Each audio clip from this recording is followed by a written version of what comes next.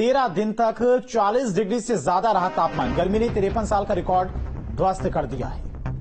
तो देहरादून में भीषण गर्मी इस वक्त पड़ रही है। जून के महीने में पारे ने तीखे तेवर दिखाए हैं। 13 दिनों तक 40 डिग्री से ज्यादा तापमान रहा है और गर्मी ने 53 साल का रिकॉर्ड ध्वस्त कर दिया है।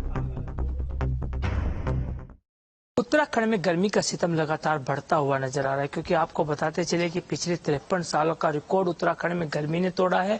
क्योंकि यदि हम बात करें लू की, तो 13 दिनों से लू चलती हुई नजर आ रही थी और ये 53 साल पहले जून में इस तरीके से 12 दिन तक लू चली थी और जिसमें 40 डिग्री से ऊपर जो तापमान है वो रहा था। और इस बार भी देखिए कि 13 दिन हो चुके हैं कि 40 डिग्री से ऊपर जो तापमान है वो बढ़ता हुआ उत्तराखंड के अंदर नजर आ रहा है। लेकिन वही देखिए कि लोगों का जो जनजीवन है वो अस्त व्यस्त होता हुआ नजर आ रहा है, क्योंकि गर्मी से काफी परेशानियां लोगों को उठानी पड़ रही है। और वही मौसम विभाग भी समय समय पर कहीं ना कहीं चेतावनी जारी कर रहा है कि सभी लोग अपने जो फुल बाजू के कपड़े हैं वो पहनकर चले, सूती कपड़े पहने और इसके साथ ही अपने चेहरे को भी ढक कर रखें, क्योंकि ऐसे में कहीं ना कहीं कई बीमारियां भी जन्म लेती हैं। और गर्मी के सीजन होते ही जिस तरीके से तापमान उत्तराखंड के अंदर पड़ता हुआ नजर आ रहा है, तो उससे कहीं ना कहीं जो बीमारियां हैं वो भी जन्म ले रही हैं। क्योंकि राजधानी देहरादून के दून अस्पताल की बात करें तो दून अस्पताल में मरीजों का जमावड़ा लगा हुआ है और लगातार बीमारियां कहीं ना कहीं जन्म लेती हुई नजर आ रही हैं।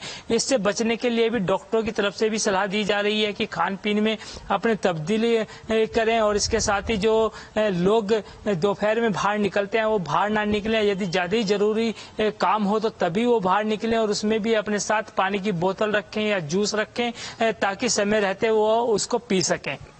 News state Dhanraj Garg, Dehradun. और पहाड़ों में लगातार बढ़ते वायु प्रदूषण और जंगलों की आग ने गढ़वाल मंडल के 6 जिलों में पारे को बढ़ा दिया है, जिसके चलते बीते 6 सालों में गढ़वाल मंडल के सभी जिलों के तापमान में औसत 1.17 डिग्री की बढ़ोतरी दर्ज की गई है। 2019 में जून माह में तापमान 34 डिग्री था, जो कि बढ़कर 35 से 37 डिग्री पहुंच गया है, जबकि घाटियों वाले शहर में 40 डिग्री से अधिक गर्म हो गए हैं। भूवैज्ञानिकों और आम लोगों का कहना है कि चारधाम यात्रा में वाहनों का लगातार बढ़ रहा घनत्व पहाड़ों में तापमान बढ़ा रहा है। साथ ही जंगलों की आग भी इसका मुख्य कारण है।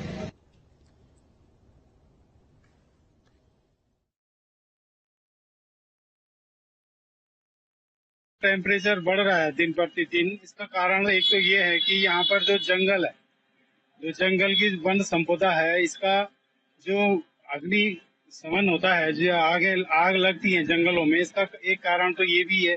दूसरा ये है कि पॉल्यूशन मोटरसाइकिल और प्रत्येक परिवार में जितने सदस्य हैं उनकी गाड़ियां हैं और गाड़ियां अधिक से अधिक गाड़ियों का जो है वो उपयोग करते हैं। गर्मी इस समय पहले की तुलना बहुत ज्यादा इस समय हो रही है।